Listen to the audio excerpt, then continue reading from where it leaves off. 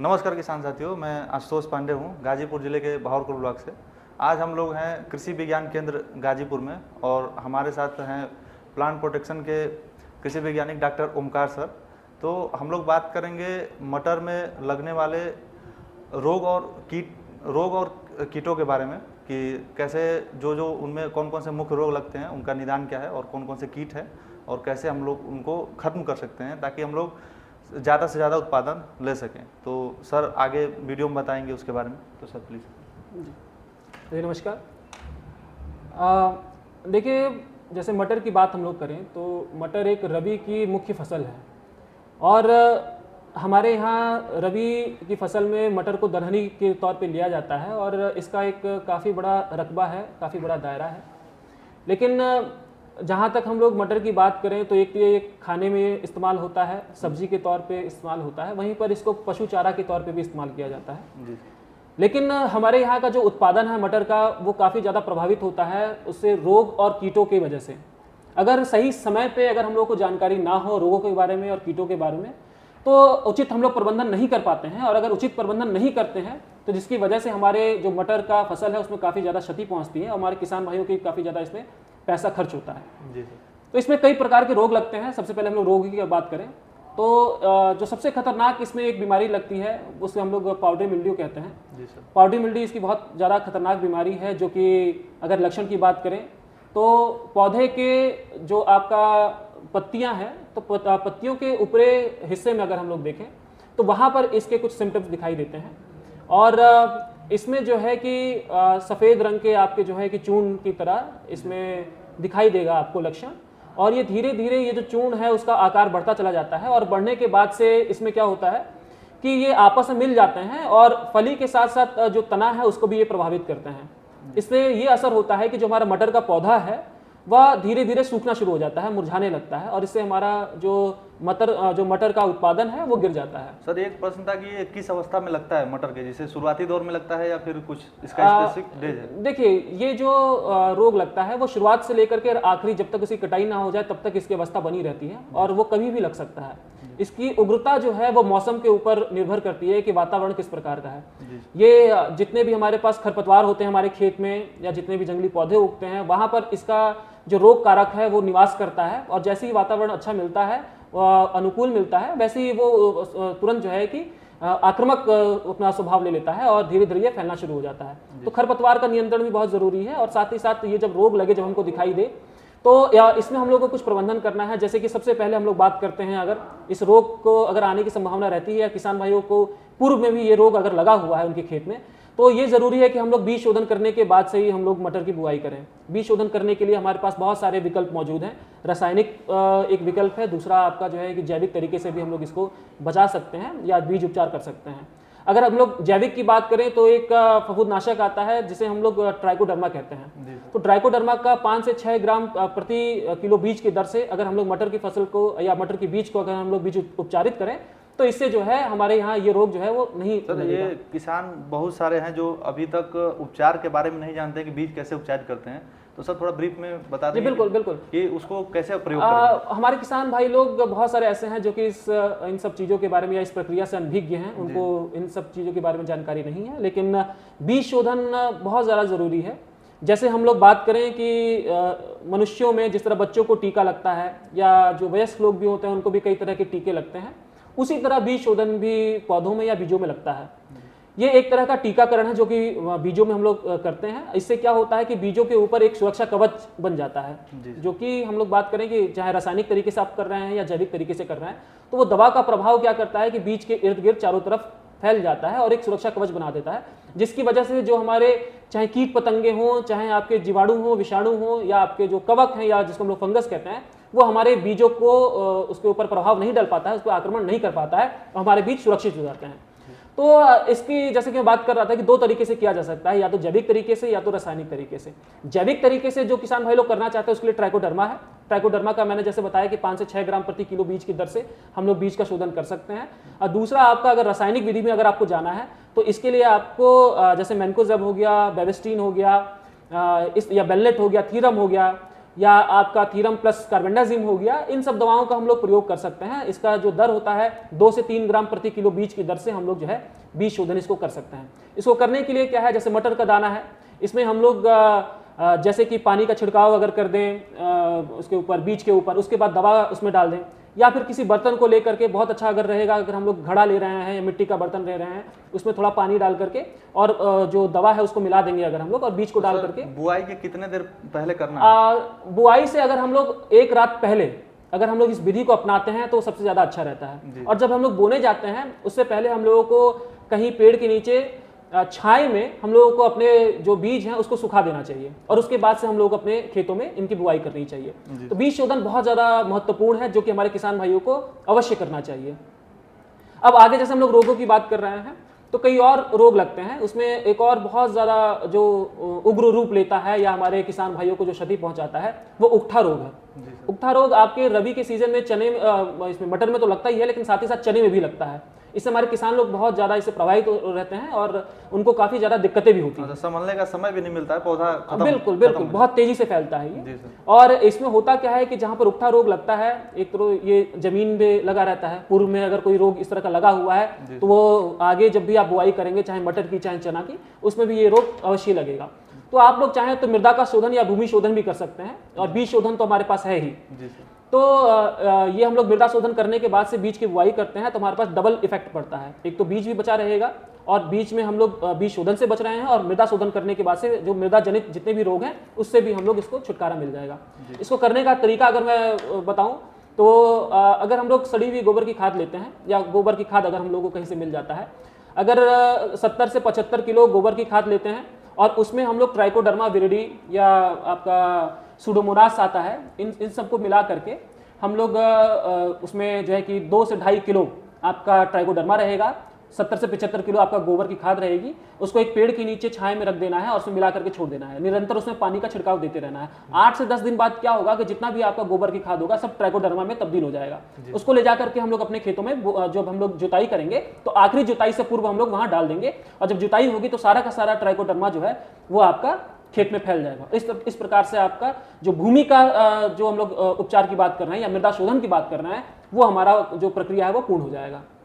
तो इससे हम लोग कई प्रकार के रोगों से भी मुक्ति मिल जाएगी। एक जो मैं उकठा रोग की बात कर रहा हूँ इससे तो मिलेगी ही, लेकिन एक जड़ सड़न रोग होता है या पत्ता झुलसा रोग होता है, तो इस तरह के जो रोग होते हैं उससे भी हम लोग को निजात मिल जाएगा।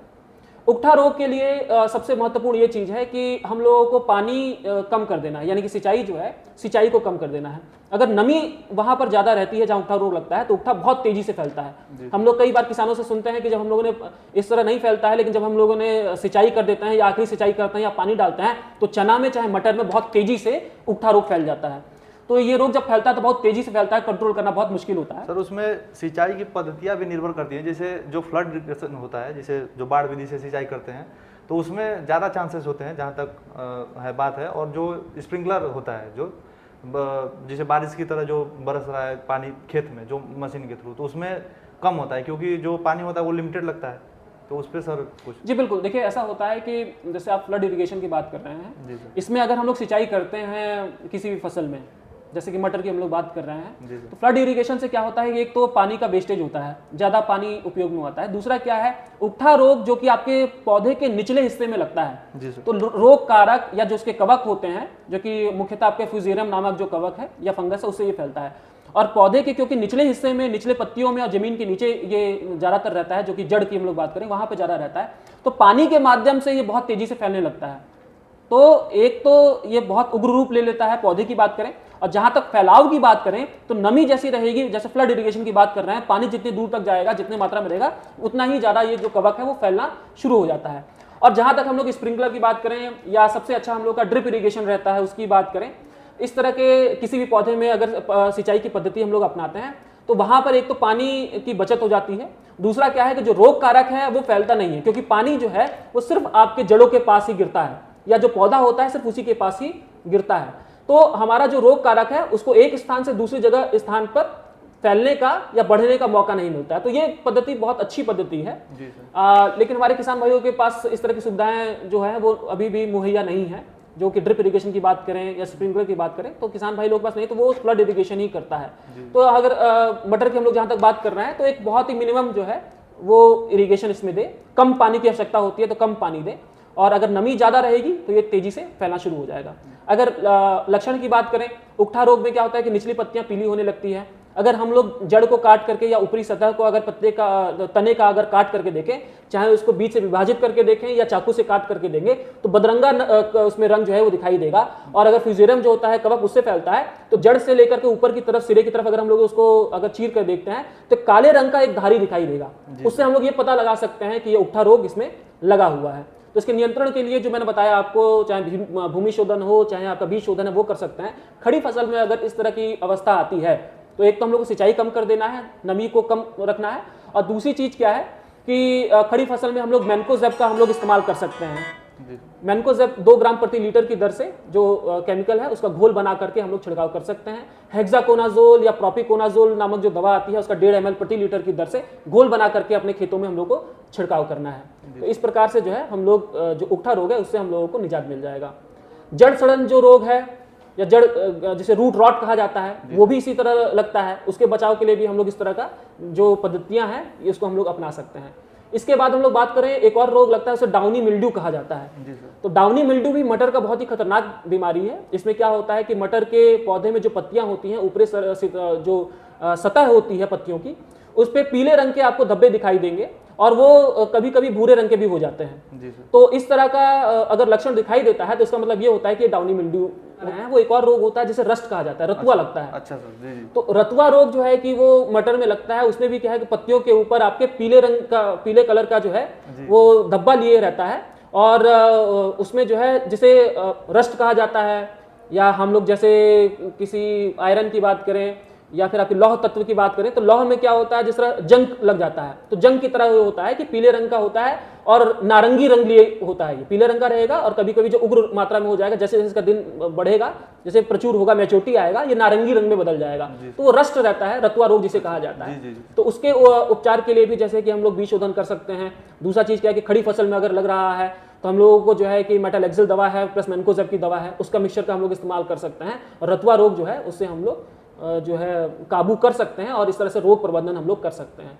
जहाँ तक कीटों की बात है, कीटों में भी जो है कि 3-4 तरह के ऐसे कीट हैं जो कि बहुत ज़्यादा प्रभाव डालते हैं हमारे मटर की फसल में। अगर हम लोग बात करें तो आप लोगों को दिखा होगा एक जिसे अंग्रेजी में लीफ माइनर कहते हैं, या पत्ता जो है सुरंग कीट जिसे कहा जाता है। पत्ती के ऊपर उसमें कई तरह के सुरंग जैसे धारियां आपको दिखाई देंगी, तो वो जो है लीफ माइनर होता है, जो धीरे धीरे क्या होता है कि पत्तों को खाना शुरू कर देता है, और जहां जहां वो जाता है, जहां चट करता है, वहां पर आपको नाली नुमा जैसे सुरंग जैसा आप लोगों को वो जो है आकार दिखाई देगा पत्तियों के ऊपर। एक तो ये कीट लगता है, और दूसरा एक कीट लगता है आपका जो है कि फल छेदक जो होता है। फल छेदक कई बार क्या करता है, फल को खाता है और उसके बाद से फल को खाने के बाद से फली के अंदर से आपने देखा होगा कि वो काट करके उसमें से बाहर निकल आता है, वो लगता है। सेमी लूपर लगता है। सेमी लूपर जो होता है, कई बार आपने देखा होगा जो फलियां होती हैं उसको आप लोग खोल करके देखेंगे तो उसमें आपको सुंडी दिखाई देगा, तो वो आपका जो है कि लूपर लगा रहता है। इसी तरह और भी है, जैसे मक्खी लगी रहती है, तना मक्खी लगी रहती है, या हम लोग एफिड की बात करें तो एफिड लगता है। ये 4-5 तरह के ऐसे कीट हैं जो कि हमारे मटर की जो फसल है उसको नुकसान पहुंचाते हैं, और हमारा जो प्रोडक्शन है उसको काफ़ी हद तक जो है नीचे कर देते हैं। इसके लिए हम लोग को क्या करना चाहिए कि खरपतवार को हटा देना चाहिए। दूसरी चीज़ क्या है कि अगर इस तरह का कोई कीट दिखाई दे रहा है, जैसे आपका सफ़ेद मक्खी हो गया या तना मक्खी हो गया या अन्य कीट हो गया, तो इसके लिए हम लोग फेरोमोन ट्रैप का इस्तेमाल कर सकते हैं, जिसे हम लोग गंधक पाश कहते हैं। तो 5 जो फेरोमोन ट्रैप है प्रति हेक्टेयर की दर से अगर हम जगह जगह लगाएं तो इसके जो कीट होते हैं वो उसमें आकर के आकर्षित होते हैं और फंस करके वो खत्म हो जाते हैं।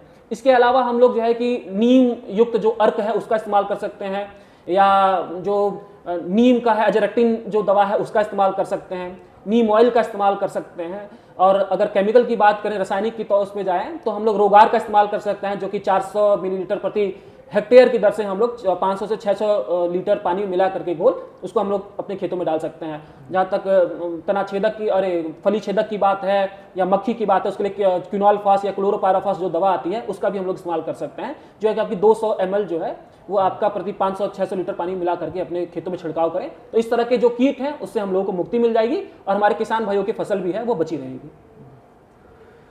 ठीक है, तो सर को इतनी अहम जो जानकारी है किसानों को देने के लिए पहले तो मैं बहुत धन्यवाद दूंगा, और किसान भाइयों को भी बोलूँगा कि थोड़ी सी आप जो सावधानियां अगर बरते, और शुरुआती दौर जो है रोग के शुरुआती दौर में ही आप उनका जो लक्षण होता है, चाहे रोग हो चाहे कीट हो, उनको आप देखें और दवाइयों का छिड़काव करें, तो आप अपनी फसल को बचा सकते हैं और ज़्यादा से ज़्यादा उत्पादन भी ले सकते हैं।